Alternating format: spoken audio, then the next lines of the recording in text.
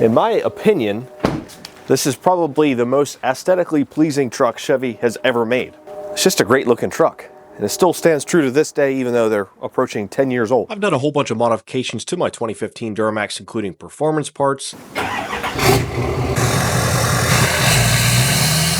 exterior parts, lighting upgrades, technology upgrades, interior upgrades. That's just to name a few. But now it's time to get the truck caught up on a little bit of maintenance, and it's giving me a little bit of problems. So there's some things we actually have to fix today rather than just upgrade. But there will also be upgrades in this video. My Duramax, whether you like the wheels or not, is my most reliable vehicle by far. It's not even close. The other Porsche doesn't let me sit, but it does have 150,000 miles and it's a European sports car. The 997 isn't together enough to run and drive, and I just got the E92 M3, and it's had some problems. I do have my LS1 E36,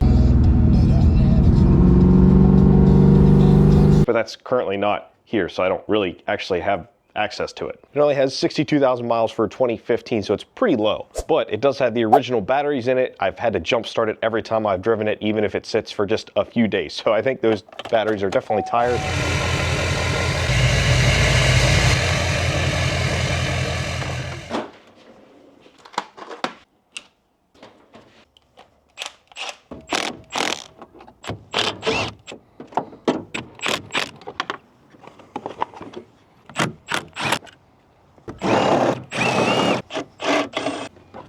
Wow, they couldn't have made this much tighter if they tried, could they? Oh, there's no handles on this one either. How to get a battery out with no handles? I guess like that. Yep, those look the same to me. At least the same size, the same shape. I've got to say, I am very impressed with these OEM batteries. With a date of January 9th of 2015, pretty impressive that they lasted almost 10 years. But what's cool is I'm going from a lead acid battery to an AGM battery, so it's a nice little upgrade. They are very, very cost effective. I think they're about 125 bucks a piece, which is about half of what you pay at a major parts store. And I'll have the link for these below. These are from Amazon.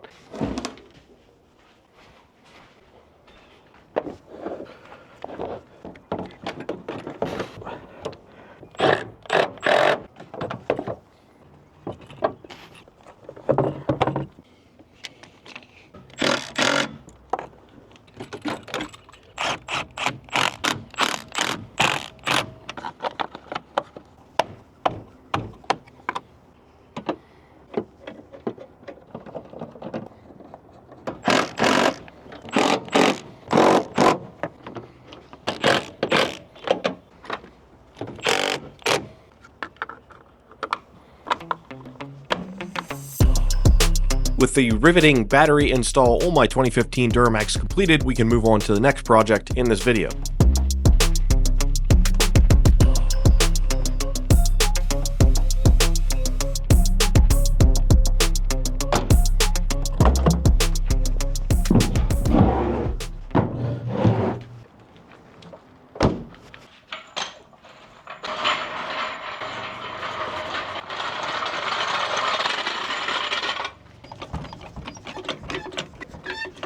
Next up, I wanted to inspect the front suspension because it is 100% stock. I got stock tie rod ends, stock steering components. These are things I'd like to upgrade, but the truck is due for inspection, so I better check these things out and just make sure it's going to pass without any issues.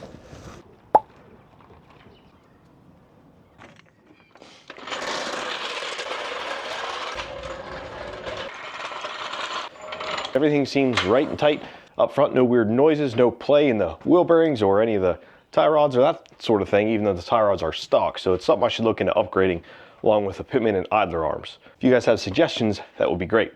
I suppose I should make sure these batteries actually work.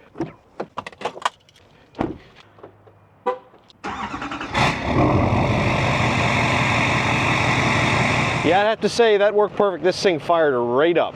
Turned over super nice and quick.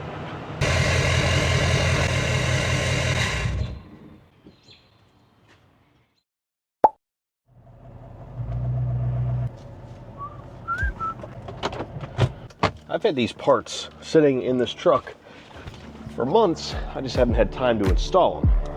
Today seems like a good enough day. Started like a real I really love the interior in this body style truck, especially with the upgrades that I've done in the High Country Brown, but there are a couple things, actually 6 things, that I absolutely hate and need to change. I'm actually a pretty big fan of the interior of this truck. I think this is one of the better looking interiors GM made, especially the High Country version with the brown leather everywhere. There is one thing I absolutely hate though, and that is the super cheap looking fake plastic wood crap that's on the center console and all the doors. I absolutely hate it. It looks horrendous. If it was real wood, I'd leave it. There's just nothing that this wood even matches, so I need to get rid of that. We're gonna make that happen right now.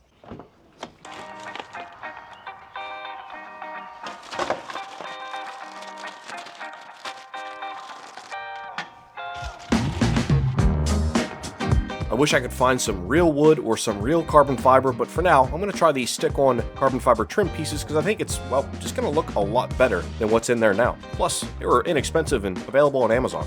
You might be thinking carbon fiber, Matt, that doesn't match anything. That's kind of race boy, teenager kind of trim. Well, you're not necessarily wrong, but I think that this looks much better than fake wood. And if it doesn't work out, well, I can just pull it off because it simply goes on with double-sided tape. It shouldn't take long to install, and we'll get a nice before and after.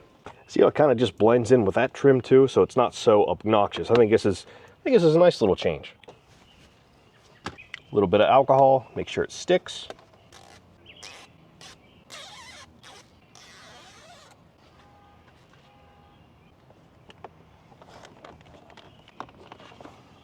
I like it. Fits really nice too.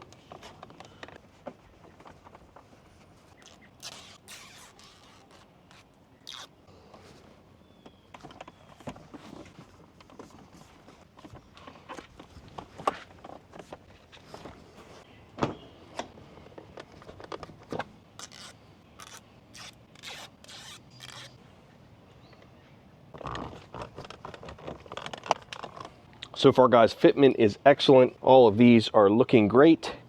And to me, this looks way better than that.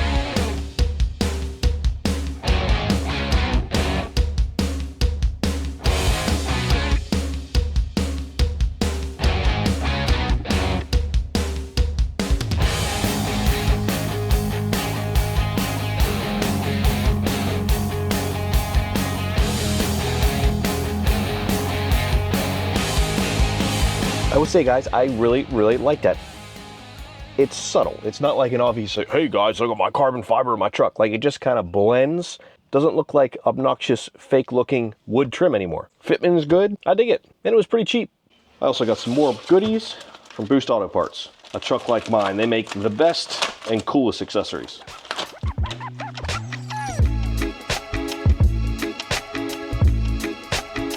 Couple of parts from Boost Auto. I got an auto fog mod and a mod for my steering column. Hear me out, I'll explain. We're gonna start with the auto fog mod because, well, I'm a millennial and I'm lazy and I'm tired of hitting my fog light button. I just want them to come on automatically. And this is relatively easy. Just requires the installation of a T-tap and removal of this dirty mud flap. Boost Auto Parts provides excellent instructions via a walkthrough video or written ones, whatever you prefer, but these are really easy to install. You just disconnect some connectors, add some T-taps and a diode, and you're pretty much done.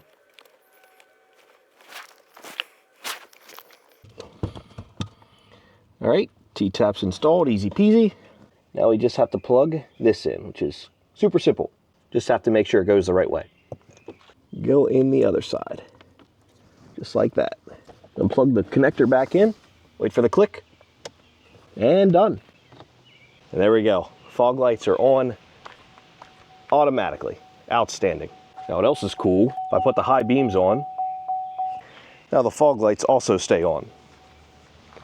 And I do have another very simple mod from Boost Auto. So if you have your key in here, and this isn't the new key they sent me, that's upstairs, I grabbed the wrong one, but basically when you drive, this flops around, makes a bunch of ruckus. So they made this simple rubber pad that absorbs the sound. And it's actually contoured perfectly for the steering column. So we'll wipe that down with some denatured alcohol, peel the 3M double-sided tape, and then simply press it on.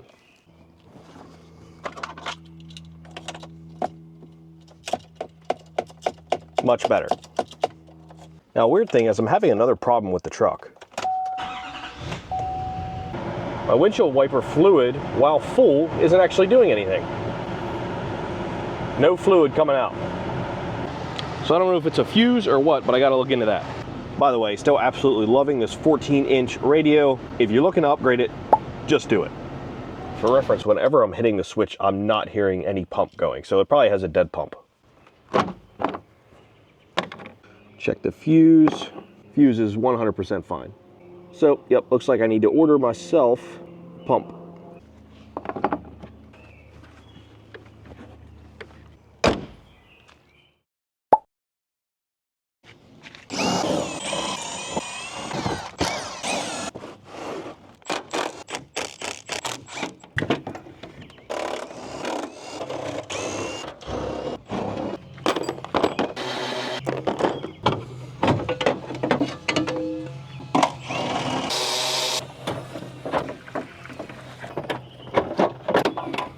New and old.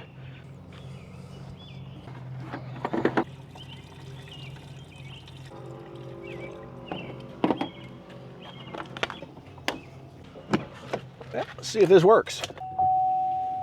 Hell yeah! It's pumping now.